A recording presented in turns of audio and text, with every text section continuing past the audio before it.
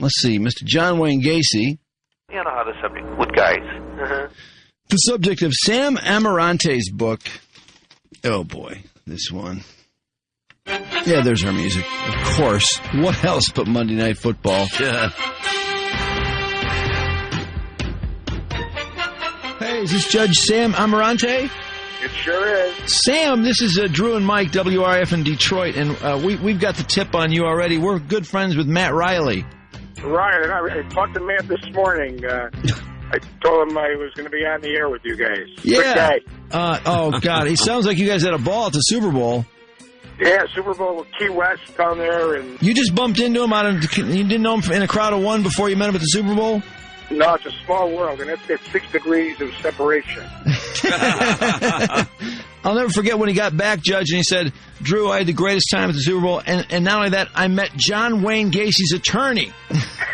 Yeah. And the guy's a riot. And sure enough, shortly after that, and he told me you were putting this book out, Defending a Monster, John Wayne Gacy, the true story of the lawyer who defended one of the most evil serial killers in history.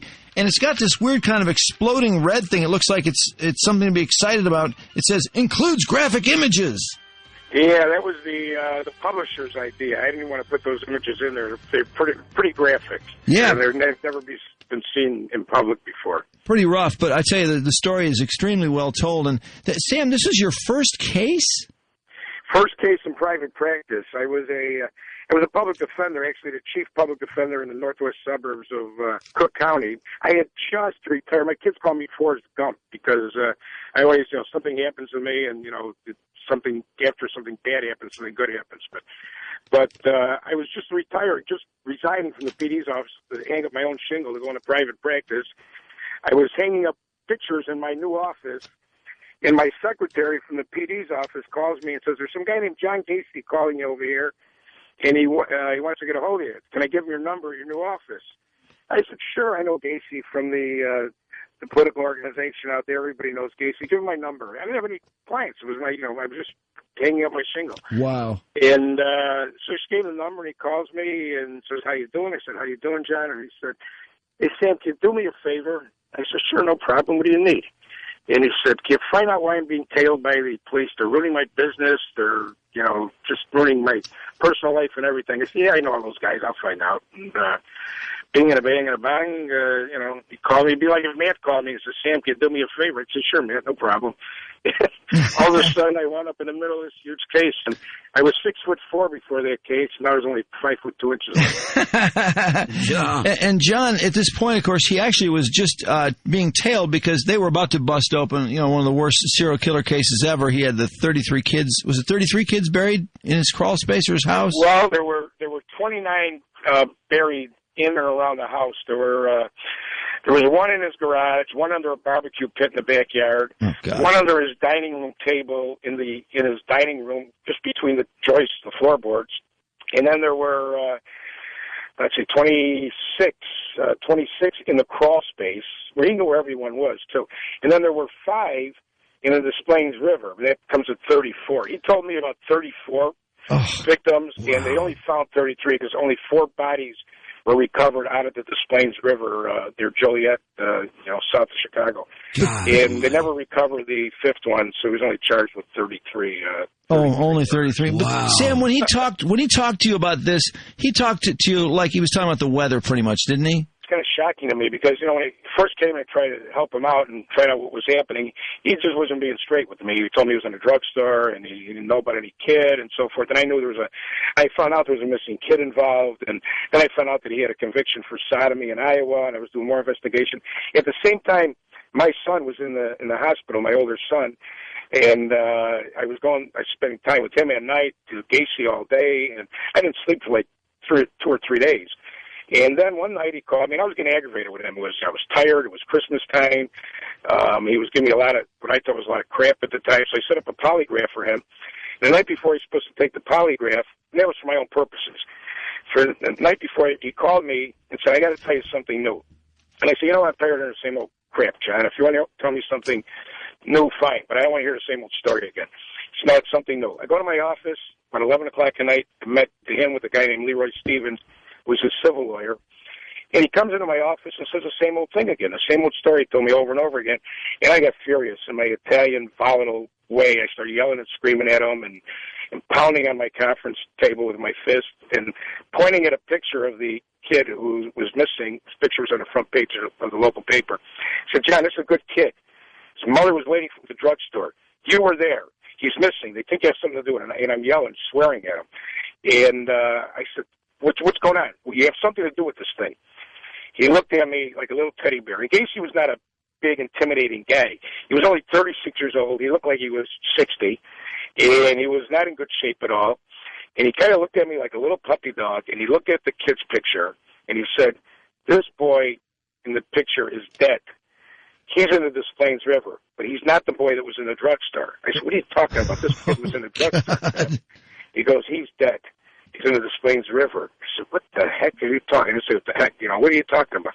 And he said, do you have anything to drink? And I happen to have a bottle of VO in my car that I got as a gift for Christmas from somebody. And then I got the bottle, poured him a little bit. He said, fill up the cup. It was a coffee cup. Filled up the cup. He chugged it down. He said, give me another one. Filled it up again. He chugged it down. He looked at me, eyeball to eyeball, and he said, I've been the judge, jury, and executioner of many, many people.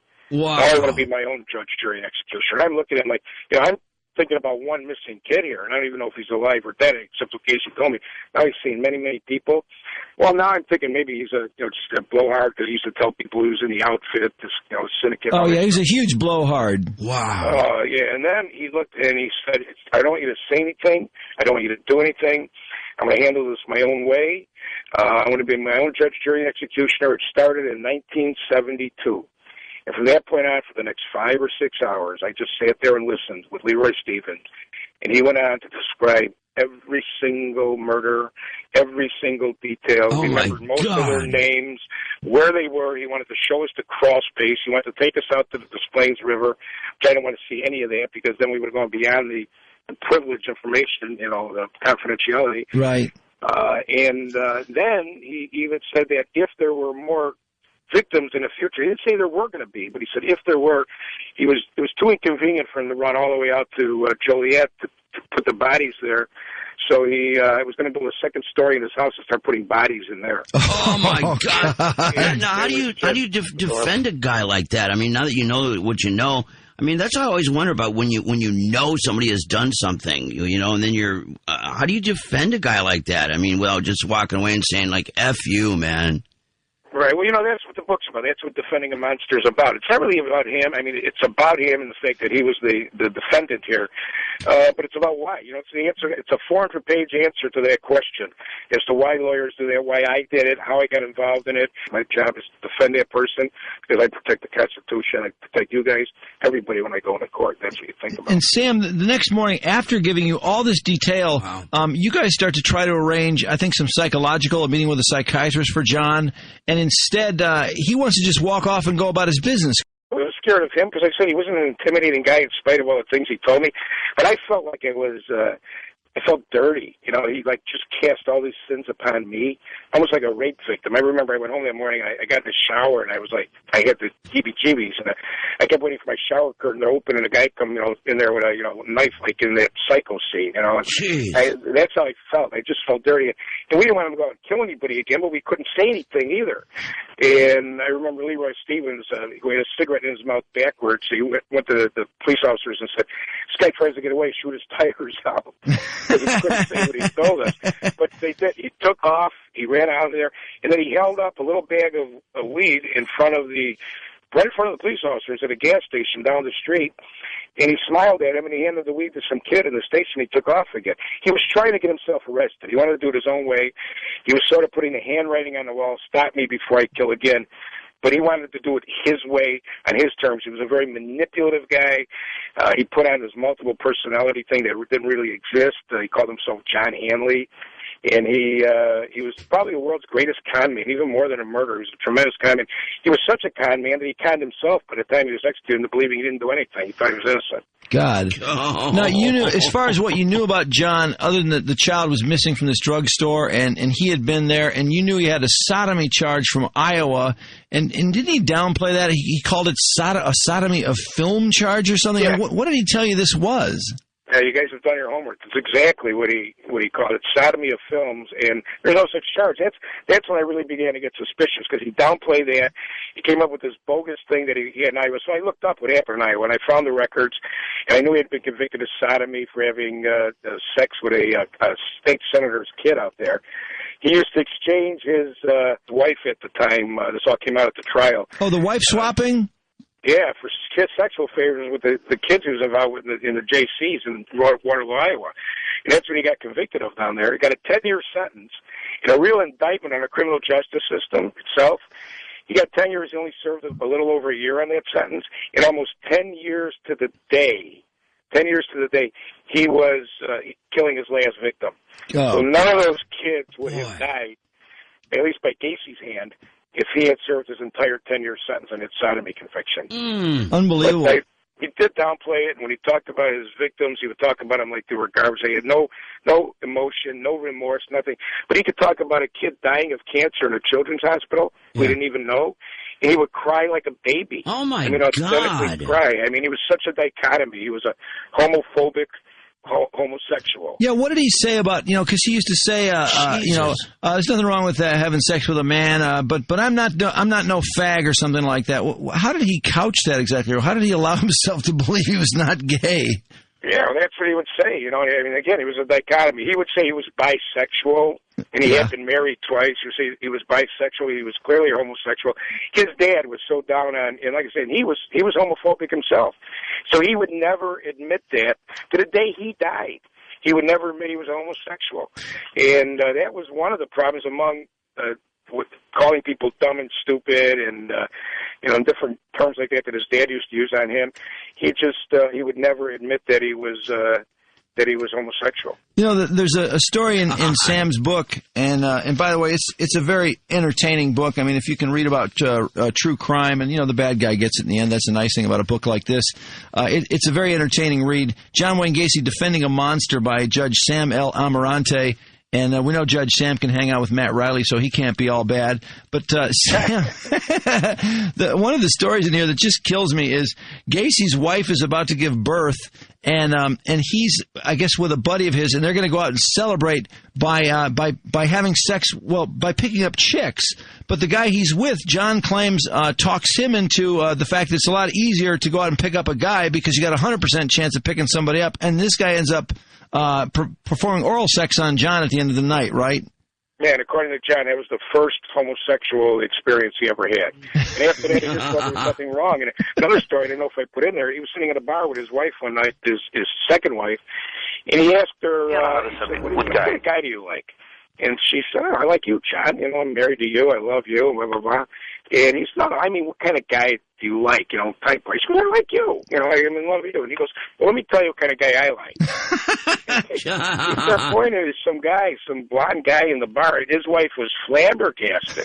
She had no clue. And that was sort of the beginning and end of her marriage right there. Oh, man. Jesus, this guy likes guys. Whatever became of this one, Sam? There's another story in the book about some guy. John would apparently cruise Michigan Avenue late at night. And, boy, I hate to think of all the things he did late at night. But he's cruising along there. He picks up some guy. I don't know if he's hitchhiking or what. And next thing you know, hey, I got some pot. You want to smoke a joint? And I guess this guy wakes up suddenly. Gacy apparently chloroformed him, but he wakes up 3 hours later with a bloody ass behind some statue in Lincoln Park. Did that guy testify in the trial? Yes, he did. He testified for the defense. He testified for us. Because in Illinois, for the defense, you're allowed to put on lay witnesses to give an opinion as to whether somebody's insane. And we had 3 or 4 or 5 witnesses who testified that Gacy was in fact crazy and that he would turn on him. He'd be like the nicest guy in the world, and all of a sudden, come out with this rag with chloroform or show him this rope trick and start attacking the things I described in the book. And this particular guy, for whatever reason, he let some of them go. And this guy, he sodomized. He used to have this foot-long dildo that he would sodomize people, and he had a board with chains on it that he would put people in and bend them over. And he actually had photographs of a couple. It's not in the book. Those photographs are not in the book because they're too graphic. Thank you, Sam. Photographs of some kids that he had sodomized, and it was just those things all came out at trial. It was just a horrible human being. But you know what? while he was such a horrible human being, at the same time, he had a good side to him. He was like, if you ever read Jekyll and Hyde, he was like the living Dr. Jekyll and Mr. Hyde. When he was good, he was a good, compassionate, decent, caring human being. And when he was bad, he was the worst of evil. And eventually, just like Hyde was taking over Jekyll in the book, Gacy's evil side was taking over his good side, and he was killing more and more and more, so eventually he couldn't control himself at all, and it would have continued on into the rest of his life if he wasn't caught. Well, he was JC's Man of the Year twice. You know, he led all these Christmas parades, and, you know, he was he led the Polish Constitution Day parade. I mean, he's always doing these civic-minded things, but then, you know, of course, he has this horrific other side. Sam, are you familiar with Jason Moss? I'm familiar with him. I read the book, and I also was a consultant on a movie they called Dear Mr. Gacy. Oh. A lot different than our perspective. Wow. As far as the thing. But, yeah, I met with William Forsythe quite a few times, and who played, I thought, out of all the people who played Gacy in all those cheesy, terrible movies they did. Did you see the movie with Brian Dennehy? Denny is a great actor. I love Brian Denny, but he is no John Gacy. You know, it'd be like casting Dustin Moore as Superman. I kind of like that one line he had though. I know what you need. You need another drink. Ooh. Yeah. He's too big and intimidating, Denny. You know, great guy, Chicagoan, but you know, it's not John Gacy. Gacy was a marshmallow con artist, you know, sort of guy. He wouldn't pick on you or me or anybody. You know, it was kids he picked on. He was a bully. He had a narcissistic personality. Really? He was a hypochondriac, a necrophiliac. He suffered from a host of psychotic symptoms. He had an IQ of about 160, 165. Oh, he had a genius IQ? Oh, yeah. He was like just an onion skin personality, this guy. Just scariest kind of human being because you wouldn't know it. I mean, by talking to him, you know, he was just neighbor Joe, you know, regular Joe kind of guy. Helpful guy with a smile on his face all the time, who looked a lot older than he was, obviously because of what he was doing. But you just would never suspect him, and that's the scariest thing. You know, a message when I was a judge, I give the kids all the time and parents, you know, watch your kids. Watch what happens. And like this Casey Anthony leaves her, you know, kid for 31 days. You know, my daughter, I have a 5-year-old. I have a 36-year-old, and I have a 5-year-old daughter. And my 5-year-old... Sam, you got a 5-year-old daughter? Yeah. Nice going, Sam. I'll be working till I'm 90. She's beautiful, my little girl. Hey, Sam, I just want to ask something about Jason Moss. When we interviewed Jason Moss about his book, The Last Victim, you know, he had been posing as the ideal victim of these serial killers, really scary stuff. You know, he'd send these letters to Gacy, say he was the kind of age he thought Gacy liked. He would say the things that he thought Gacy liked. You know, he's this real sort of passive, just a real kind of wimpy sort of kid who had, you know, some gay, you know, wasn't sure if he was gay or straight. You know, he did all these things he thought would attract Gacy, and sure enough, it worked like a charm. But in the course of their relationship, and he eventually didn't meet with John in jail. Were you aware of that Gacy had met this kid? Yes. Well, no, I was aware when I read the book. When you read the book. Okay. At that time, I became aware of it later on. Actually, when they called me about their movie, and, you know, I acted as a consultant on the movie, but I wasn't aware that... I knew he was communicating with different people. He had one woman I did know about who wanted to marry him when he was in jail. John? She wanted to marry Gacy, yeah. The woman used to visit her kids, and he writes me about it or calls me. I'm totally confused. Hey, Sam, you believe it? I got this chick down here who wants to marry me. He said, I wouldn't marry this hog. He said, this hog? He said, she's got 2 sons in a joint down here. You think I want to marry into a family like that and ruin my reputation? Ruin my reputation. Well, did you buy Jason's story about him going and meeting with John, and he claimed John had paid off the guards, and that Gacy did indeed come on to him? I would, you know, I don't have privy to that, and I don't know if it really happened. But what I think it's a credible story, knowing John Gacy and knowing the kind of personality he was, the manipulator and the con man, coming on to me, the personality of Jason Moss when I read the book, and, you know, unfortunately, you know, he passed later. He killed himself, He became really a victim of Gacy, too, like that. But, yeah, I think this story's probably credible. Wow. I think it's credible. Well, Sam, before we got done with Jason talking to him, he revealed to us that he had these tapes of his phone conversations. Did you ever happen to listen to those? I did. I listened to them, and and Gacy was that. Now we had a number of tapes too that we still have available. We were talking to Gacy when he was in the Cermak Hospital, and he's just a weird guy, one of the weirdest guys I ever met. Yeah. How do we get a hold of those tapes? Because I got to tell you, we're utterly fascinated with what we heard Jason and Gacy talking about. In fact, will you load Monday Night Football there? 6. Yep. What? Did you hear John talking about his Monday Night Football buddy? I don't remember that one. No. Hold on, I'll give you a little piece of it here. It's a real joyous kind of thing. And this guy was, he was about 2 or 3 years younger than me. He was married. His wife was about to have a baby. So every Monday night, we used to watch the NFL Monday Night Football. So anyhow, he was married and I'm married, and my wife used to go over to his house all the time. So on Monday night, he used to come over, and we would be in the rec room watching television. And you know how the subject with guys get on the sick. He says he's not getting nothing. He won't go down on him and all this and that. And I said, well, why the hell did you go find something else?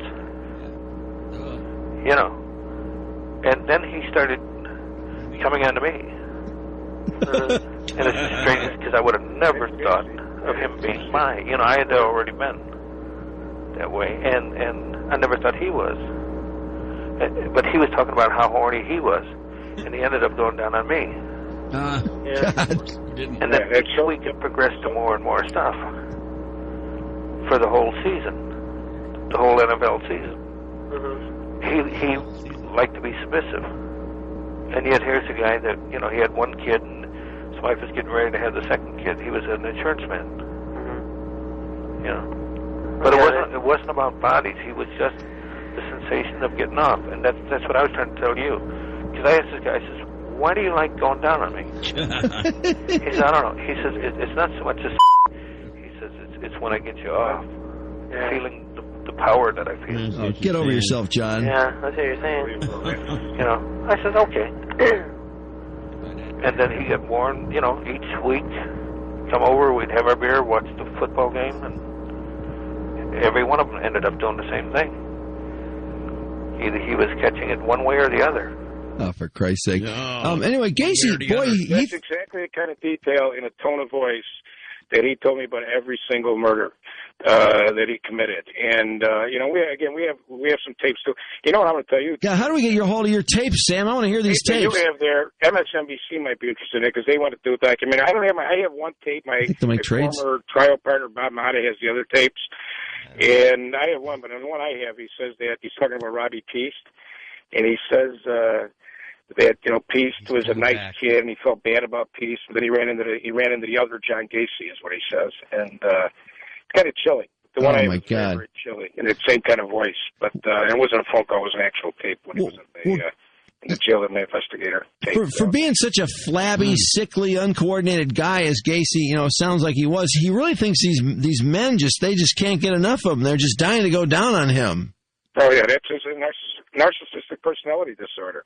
I mean, he thought he was an outfit guy. He had these delusions of who he was, and he would cause these kids to believe all this stuff, too. And not only kids, he caused himself to believe it. He'd convince himself that he was that kind of powerful individual. And I think he kept doing it, which was the state's position, Bill Kunkel, Terry Sullivan, and Bob Egan and Varga, the prosecutors, that, he was doing it as a power trip because he wanted to show how powerful he was. And that was part of it, too. It was all this conglomeration of reasons he did these things. They wanted to go down on me. And Sam, was the handcuff trick, was that one of his big things where he claimed he was doing a magic trick? Next thing you know, the cuffs are on this kid, and then bang, that's kind of where it all started? Yeah, he used it over and over again. He would put the cuffs on himself, and then he would get out of them, and then he put the cuffs on the kid, and he did it to 3 people at the same time. He killed 3 people all at once. Oh, what? 3 guys he was with. 3, he put them all in the same grave.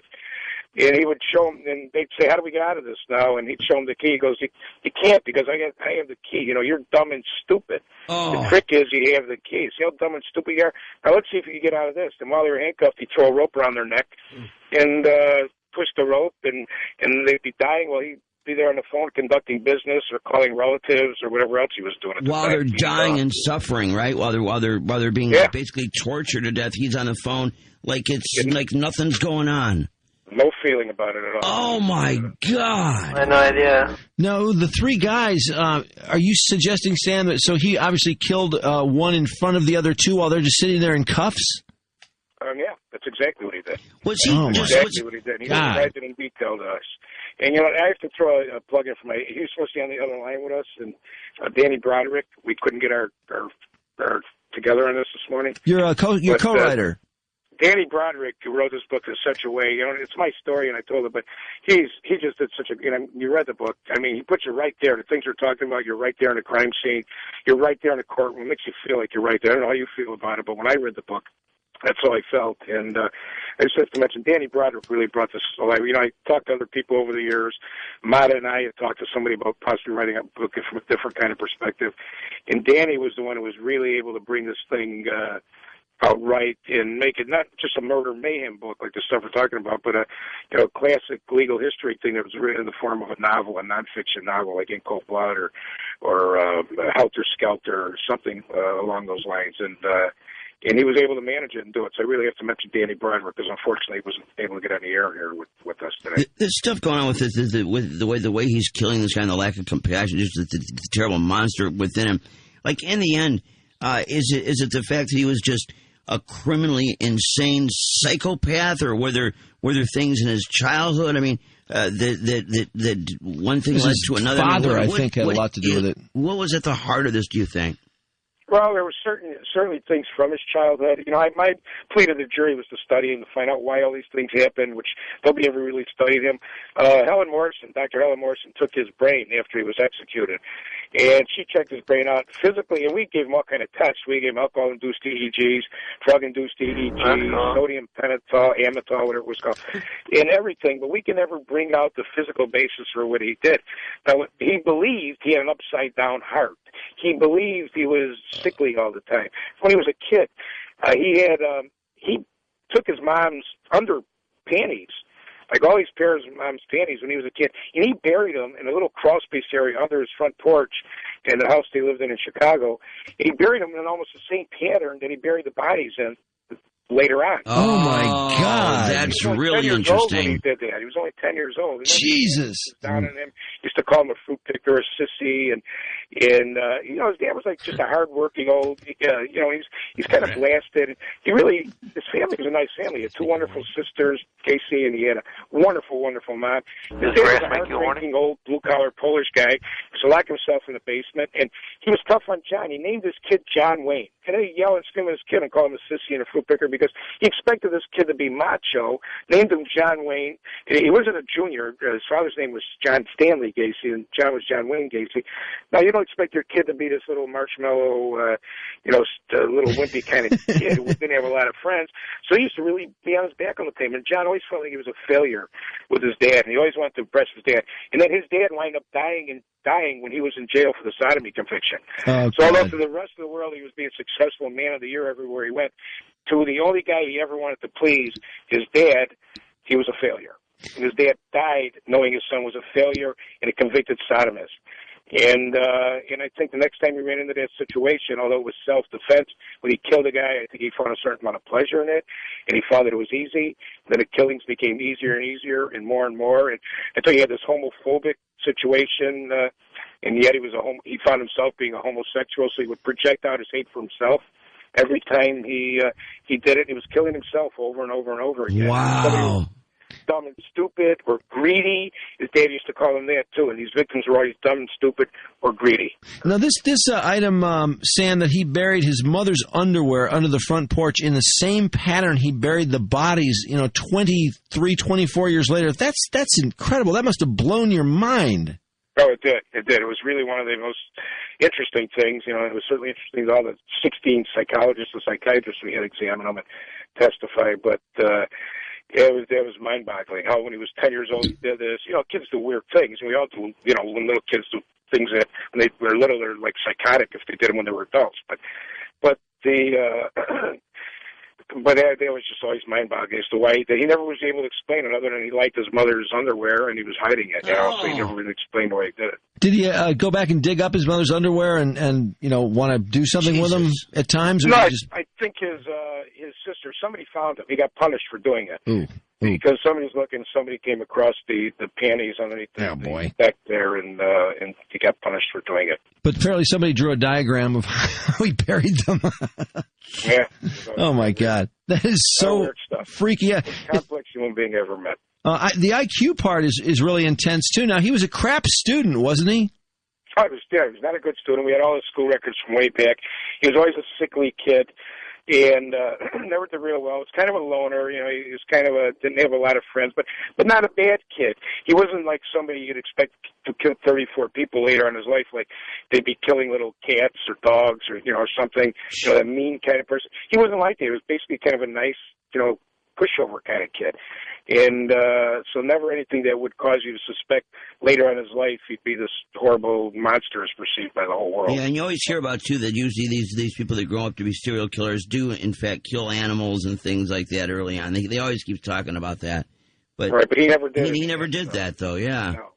No, wow. never did any of that. Jesus I want to mention against Judge Sam Amirante, who we're talking to. The book is John Wayne Gacy, Defending a Monster, which is what Judge Sam had to do as his first private client. It's now available in stores, and of course, you wanted to mention also Danny Broderick, your co-writer, who did a great job. It's really a fascinating read about a pretty fascinating guy, one of the creepiest people to ever walk this earth. And Sam, just want to thank you for the time, and really enjoyed the book. Thanks, Drew, Mike. And I got just one other thing. We got a website. It's defendingamonster.com. That links up all our book signings, and it links you up to Amazon.com, and it's books everywhere now. Hey, and we'd love to trade some tapes if any of that's available. We'd love to hear some of that if that's possible. Well, let's keep in touch, and I'll see what I can get for you. You bet, Sam. Thanks so much. Thank you. Have a great day, guys. You too. Okay, man.